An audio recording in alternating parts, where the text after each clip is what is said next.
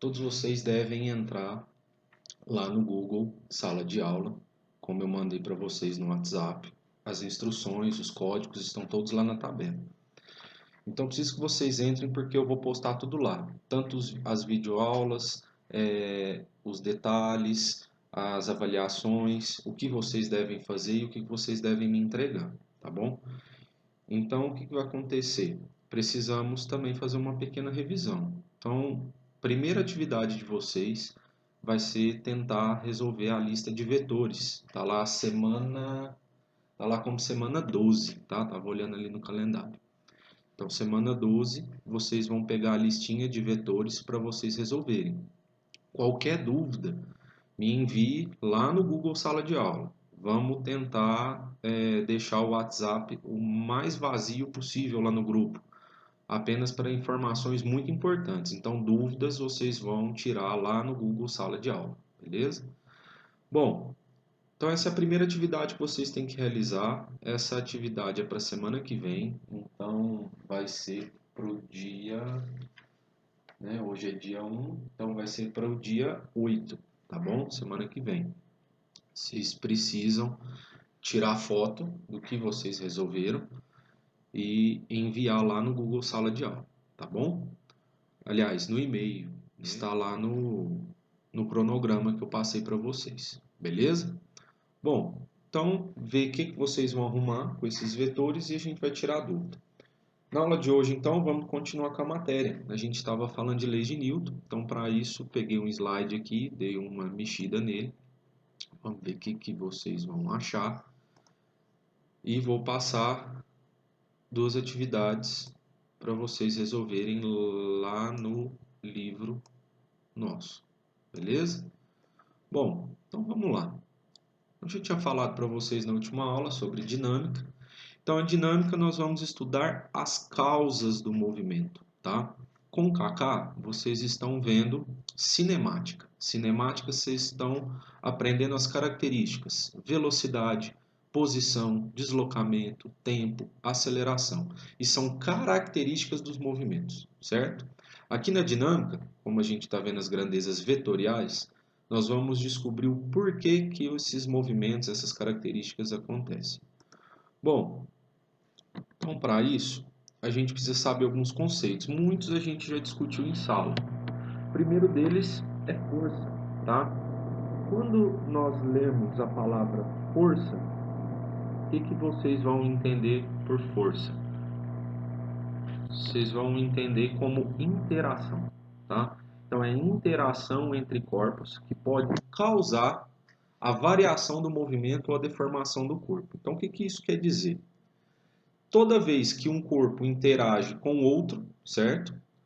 Você vai ter a tal da força. Então a força é a consequência da interação, beleza?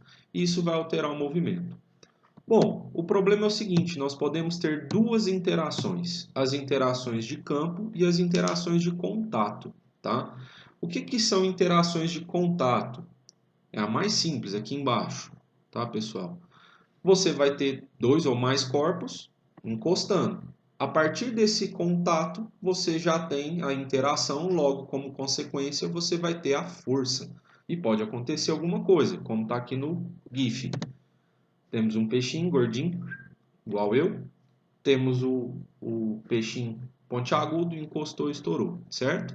Então, a partir da aplicação dessa força.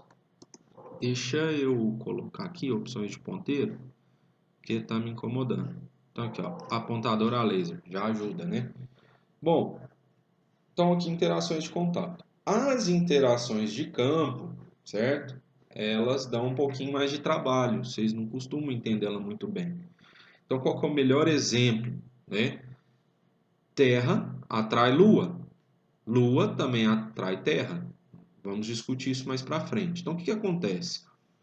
Todo corpo que tem massa cria um campo gravitacional que possibilita interação com outros corpos que também possuem massa. Nós temos massa, nós estamos na superfície da Terra, então nós estamos sujeitos a uma interação de campo, nesse caso, campo gravitacional. Então, assim, nós vamos ter uma força como resultado dessa interação, beleza? Então, por enquanto, a gente precisa entender a diferença, interação de campo e interação de contato, tá? Essas duas interações, de qualquer forma, geram forças. Nós vamos conhecê-las mais para frente. Bom, força resultante, a gente já está careca de saber disso aí por causa das aulas de vetores. Tudo lá em vetores eu falava, calcule a resultante. Lembra aquela atividade que a gente fez no quadro, com as cartolinas que vocês colaram? Então, tudo aquilo não era calcular a resultante? Então, o que é força resultante? Vai ser você realizar aquele processo, só que com forças, tá? Então, você só pode fazer aquele cálculo, aquela soma, entre forças. Se tiver velocidade e força, você pode somar? Não, tá? É só com força. Então, essa é a sua força resultante. A definição, tá? Ela é uma força imaginária. O que isso significa? Quando você pega lá, por exemplo, um elevador, tem um monte de forças ali aplicadas num elevador. Seja para subir, para descer, ele parado, não interessa. Você não tem a força resultante em si. A força resultante é um cálculo, tá? É a matemática que a gente faz para ter essa força imaginária que vai substituir o efeito de todas as forças, ou seja, de todas as interações existentes naquele corpo. Tá? Então, para determinar, faremos a soma vetorial, que é o que a gente tem feito nas aulas de vetores. Tá? Então, você vai pegar todas as forças que estiverem lá no seu desenho, no seu sistema, no nosso problema, e vai somar vetorialmente. Então aqui, ó, nós temos a primeira aplicação dos conceitos vetoriais que a gente viu nas aulas presenciais. Tá? Bom, e vai aparecer palavras nos exercícios que são chaves. Sem essas palavras, vocês não vão saber o que fazer. Então a primeira dela é a equilíbrio. Toda vez que aparecer a palavra equilíbrio no exercício, você tem que ter isso aqui em mente. Um corpo está em equilíbrio quando a força resultante for nula, ou seja, zero. Você pegou todos aqueles vetores, aqui, ó, você pegou esses vetores, fez a soma e deu zero. Sempre que isso acontecer, nós vamos falar que o corpo está em equilíbrio. Equilíbrio significa parado? Não. Equilíbrio significa força resultante igual a zero. Agora nós temos dois tipos de equilíbrio. Agora sim. Você pode ter um equilíbrio estático, esse sim, corpo repouso, estático, estátua, certo? E o equilíbrio cinético ou dinâmico. Vou até mudar aqui depois no slide. Tem as duas possibilidades, sinônimos, tá? Equilíbrio cinético ou equilíbrio dinâmico, tanto faz. Corpo em movimento retilíneo e uniforme. Isso aqui vocês estão vendo com KK. O que é movimento retilíneo e uniforme? Você está alterando a sua posição, palavra movimento. Retilíneo porque está em linha reta, então você não está fazendo curvas, linha reta. Então não tem forças te jogando para a lateral. E uniforme porque a velocidade não muda, então não tem aceleração. Beleza? Então esse é o equilíbrio cinético ou equilíbrio dinâmico. O estático está parado, beleza? Tem que saber isso aqui. Nos dois equilíbrios, força resultante igual a zero. Beleza? Bom, e agora, isso aqui a gente já discutiu também, né, na nossa última aula, quando a gente viu a primeira lei de Newton, inércia, né? Então, olha aqui, propriedade da matéria que consiste em resistir a qualquer variação de velocidade vetorial. O corpo tende a se manter em determinada situação. Então, aquela história que eu contei para vocês. Coloca eu num carrinho de supermercado e um cachorrinho em outro carrinho de supermercado e coloca na ladeira para descer. Qual que é mais fácil lá embaixo de você parar? Eu no carrinho ou o cachorrinho no outro carrinho? O cachorrinho. Por quê? Ele tem menor massa. Com essa menor massa, então ele vai ter menor inércia. Então a inércia a gente também costuma falar, associar ela à massa. Então é o número de massa. E todo o corpo tem isso, tá? Então o corpo tem a sua inércia, a tendência que ele tem de ficar do jeito que ele está. Se ele estiver em movimento, ele vai tentar continuar em movimento. Se ele estiver parado, ele vai ficar ali até que alguém mude ele de lugar ou alguma coisa. Beleza? Então isso é uma propriedade da matéria, todo corpo tem. Beleza? Então aqui tem um gifzinho que exemplifica bem. O carinha de moto bate, A moto estava em movimento, ela parou, não foi o rapaz que parou. Então ele continua nesse movimento, beleza? Aí tem uns GIF meio estranhos aqui, cabecinha rachando, beleza? Bom, isso aqui a gente já tinha falado um pouquinho. Primeira lei de Newton, né? Lei da inércia.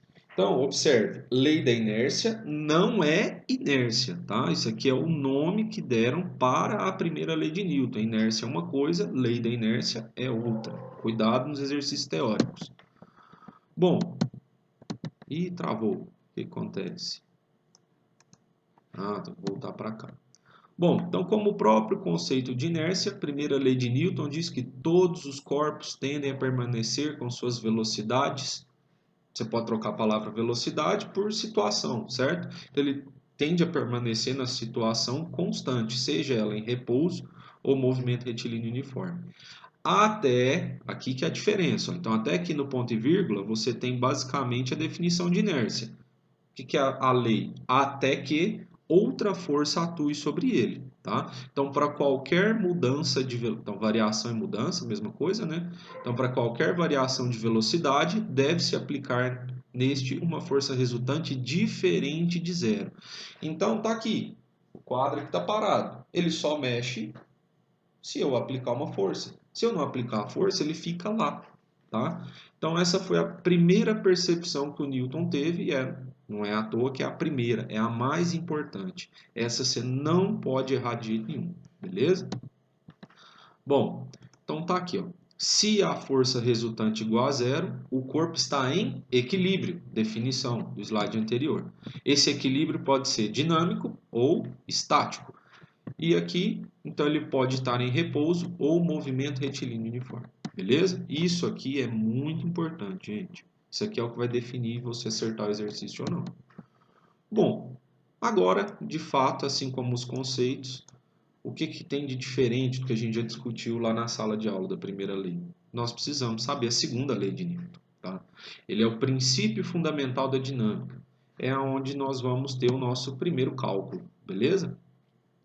Não importa muito com a definição, porque o que vai precisar mesmo é a aplicação, que a gente vai fazer daqui a pouco. Então, ó, a razão entre a força resultante aplicada em um corpo e a aceleração adquirida por ele é uma constante chamada de massa, medida da inércia. Então, o que ele está te falando? O seguinte, lembra do meu exemplo do carrinho do supermercado? Eu, cachorrinho. O que muda entre eu e o cachorrinho? É a massa. Se você empurrar o carrinho do cachorrinho e empurrar o meu carrinho com a mesma força, qual que vai ter a maior aceleração? O cachorrinho, porque a massa dele é menor. Então existe uma relação entre força, massa e aceleração. Beleza? São três variáveis. Então a massa do corpo não vai mudar, certo? Nossa situação. Então tá aqui. Você tem o seu corpo na superfície, você vai ter uma força resultante. Como esse corpo tem uma massa, ele vai ter uma aceleração. Como que é essa relação? Que é a segunda lei de Newton, de fato, né? O princípio fundamental da dinâmica. Força resultante igual a massa vezes aceleração. Aqui está como a definição, né? Mas o que vocês precisam guardar é esse aqui, ó. Força resultante igual a massa vezes a aceleração. Isso para qualquer corpo, para qualquer sistema, qualquer conjunto de corpos. Você pode aplicar isso aqui a qualquer momento, quantas vezes você quiser, tá bom? Então vamos lá. Então, ó, repare que a aceleração adquirida pelo corpo tem sempre a mesma direção e sentido da força resultante. Onde está isso? Está aqui no nosso desenho. A aceleração e a força resultante sempre terá a mesma direção e mesmo sentido.